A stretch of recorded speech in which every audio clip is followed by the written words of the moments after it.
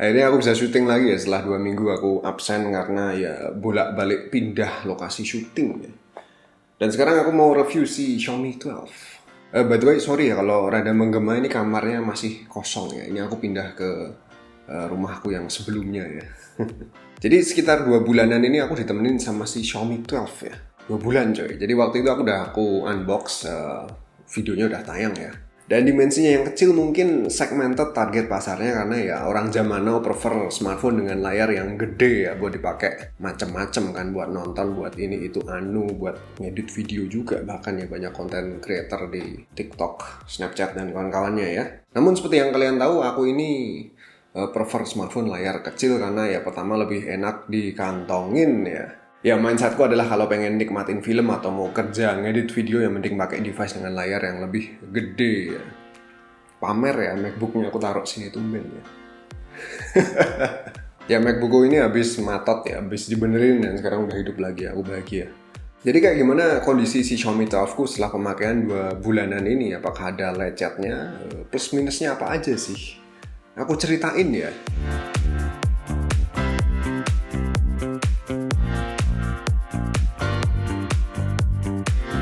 Jadi sektor body ini bodinya surprisingly masih terbilang mulus ya. Ada sedikit ada titik kecil di bawah sini, nggak tahu kenapaan ya. Di permukaan metalnya ini ya, kelihatan nggak? Mungkin nggak kelihatan malah. Jadi selama pemakaian doi ini nggak pernah aku pakein case sama sekali. Jadi selalu naked ya.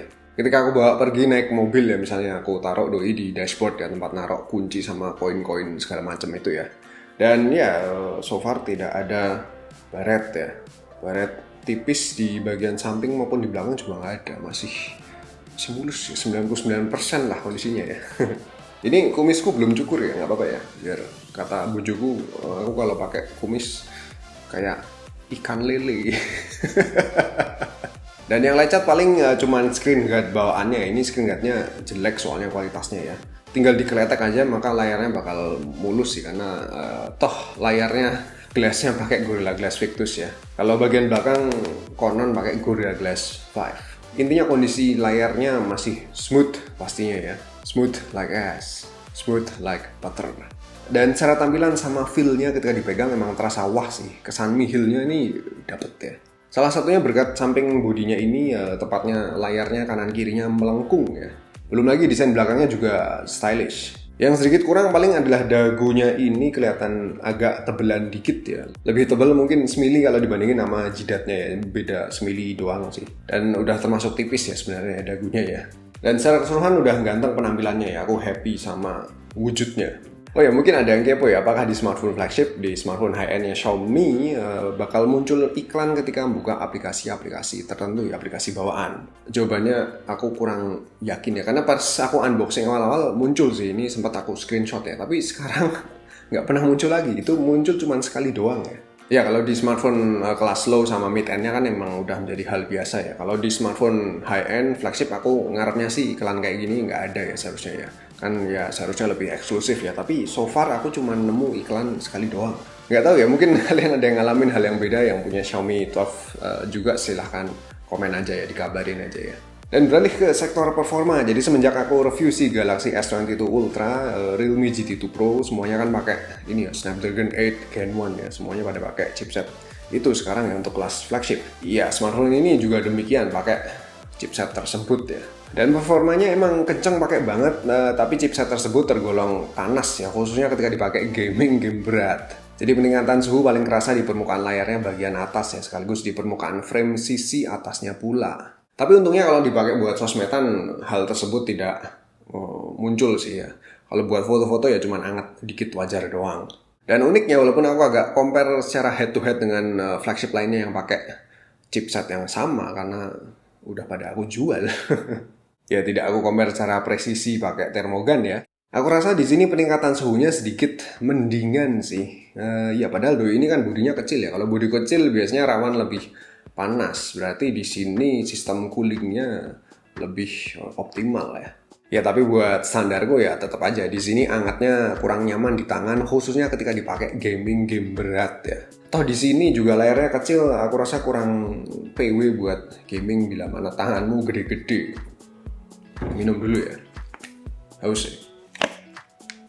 Nah sekarang kamera ya, jadi katanya kameranya juara ya. Ya untuk kamera utamanya bisa dibilang gitu sih, cukup pantas untuk menyandang gelar juara. Aku suka sama fitur AI kameranya yang bisa bikin warna jadi Instagramable ketika mendetek objek yang dikenal ya.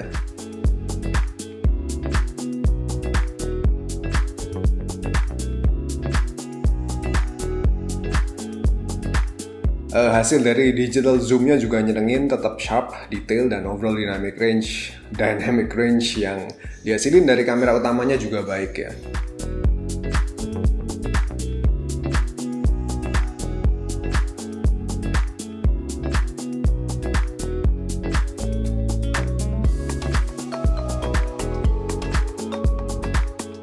Tuh tukangnya pada kerja ya, tok.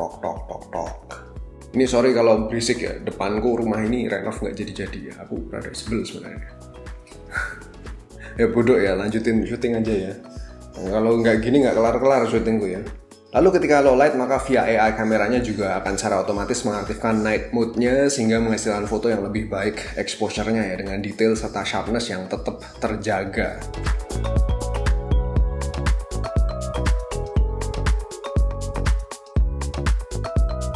Tapi untuk kamera wide angle-nya kualitasnya aku kurang demen ya, karena pertama warna yang dihasilin terlalu beda dengan kamera utamanya, padahal sama-sama AI kameranya udah aku matiin keduanya.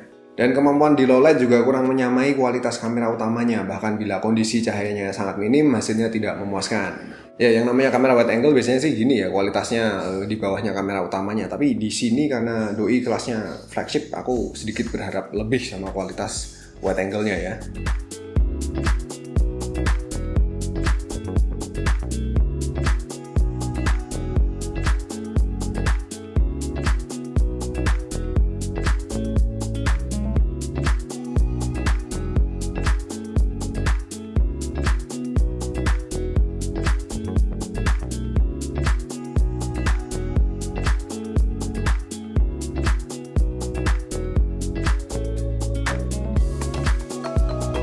Untuk perekaman video juga demikian. Nah, begitu aku zoom out, maksudnya beralih dari kamera utama ke wide angle, maka warnanya langsung jeglek, terlalu beda ya dengan warna yang dihasilin dari kamera yang utama. Tapi yang aku demen adalah untuk kamera yang utama, overall hasil perekaman videonya sangat baik.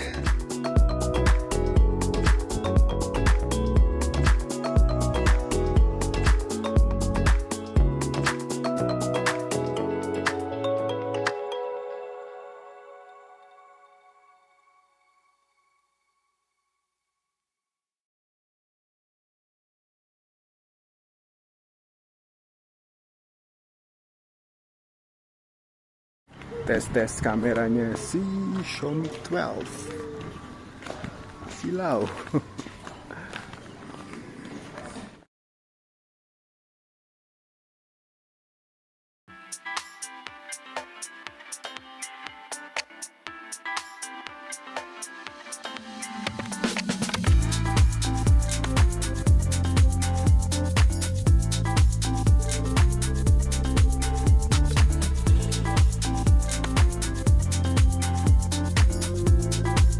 Lalu kamera depan, keluhan utamaku paling di portrait mode-nya ya.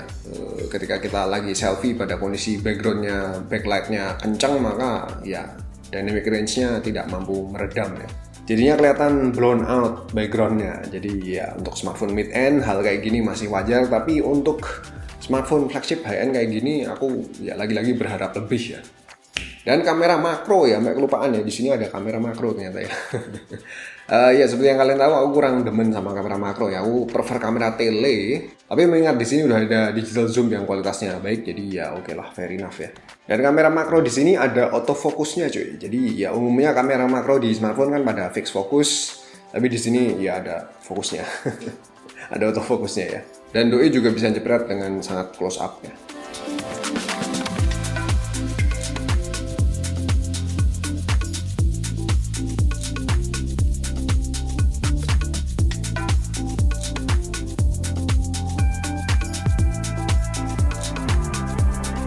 Habis itu di sini terdapat mode lainnya yang sangat kepake buat bikin konten ya. Ya zaman now pada suka bikin konten. Ada dual video yang sekarang jadi fitur yang umum sih. Oke, jadi aku punya 3 ayam ya. Wajahku nggak kelihatan. Oh, gelap ya. Ya, ayamku ada 3 ya. Ada yang warnanya kuning, ada warna pink, sama warna hijau. Yang rada anti mainstream yaitu ada ini ya, mode movie effects. Jadi terdapat macam efek yang bisa dipilih guna menghasilkan komposisi video yang bisa dibilang cinematic ya. Misalnya ini ya. Contohnya aku suka adalah magic zoom kayak gini ya.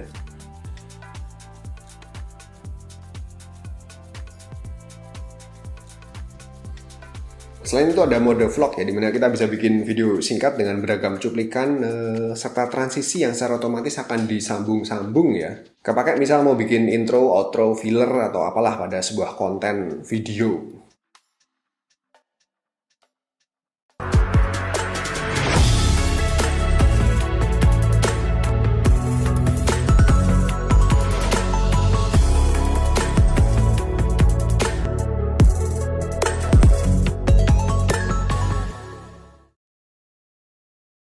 Dan secara overall aku paling puas sama kamera utamanya ya. Hasil fotografi maupun videografinya tergolong mumpuni, namun untuk kamera yang lainnya khususnya kamera wide angle-nya aku rasa masih perlu diimprove lagi. Habis itu baterai, aku salut dengan baterainya Doi yang ternyata gede ya di kelasnya ya. Ini baterainya 4500 mAh. Pesaing sekelasnya misalnya si Galaxy S22 sama iPhone 13 kan cuma 3000-an mAh. Dengan baterai segitu aku bisa dapetin battery life 33 jam 15 menit. Untuk detail penggunaan sayangnya di sini kurang intuitif ya info yang disajikan. Jadi intinya penggunaannya nggak begitu intens sih. Mostly buat nge-wild riff sama foto-foto bentar ya.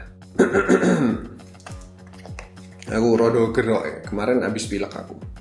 Dan untuk durasi ngecasnya juga termasuk kentun deceng ya. Kenceng. Ini kan support 67 watt fast charging, jadi kondisi 5% hingga 52% butuh waktu 21 menit doang. Hingga 99% butuh waktu 47 menit aja. Kentun deceng bing tundengit ya. Mantap. Ya emang sih kemampuan ngecasnya tidak secepat si Realme GT2 Pro yang waktu itu aku review ya, beda tipis sih. Tapi ya ini udah termasuk kentun deceng bing tundengit.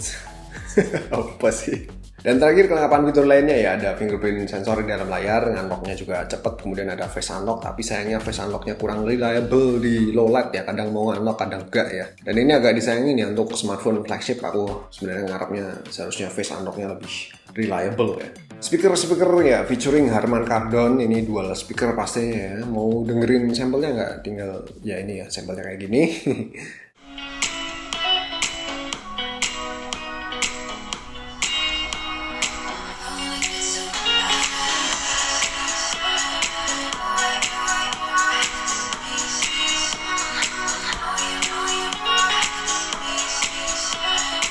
Intinya fitur-fiturnya lumayan komplit untuk sekelas flagship, bahkan ada infrared di atas sini ya. Ini dipakai buat remote device elektronik yang supported.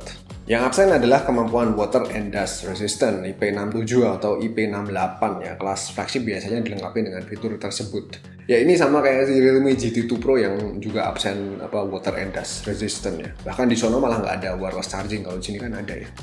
Dibandingin mulu ya, harganya sama soalnya sampai 10 juta ya.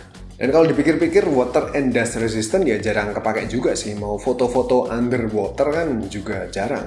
Kecemplung di got atau selokan juga jarang. Tapi kalau kejadian ya yowis ya, wassalam. Namun bila ngeliat harganya yang cuman 10 juta, maka ya Doi ini bisa dibilang good value ya. Mungkin di-compare sama si Galaxy S22 ya, harganya 12 juta ya. Di situ ada water and dust resistant sih sama kelengkapan fitur lainnya ya. Tapi kan di Galaxy S22 tidak dapat charger. Ya, selisih 2 juta tentu lumayan ya. Sehingga harganya yang murah menjadi salah satu daya tarik utamanya si Xiaomi 12 ini ya. Selain dari ukurannya yang compact, kapasitas baterainya yang gede di kelasnya, serta kamera utama yang menarik. Ya, selama 2 bulanan ini aku surprisingly betah sama Doi ya. Ya, aku rasa Doi mungkin kalau belum ada yang menyaingi ya akan menjadi salah satu menjadi salah satu smartphone favorit di tahun ini. Ya, ntar kita lihat ya. Siapa tahu ada yang lebih menarik di kelas Smartphone harga 10 juta. Ya wes gitu aja review si Xiaomi 12 ya. Aku mau sarapan ya. Ini masih jam 7 loh ya. Jam 7 udah pada kerja cuy. Rajin banget ya.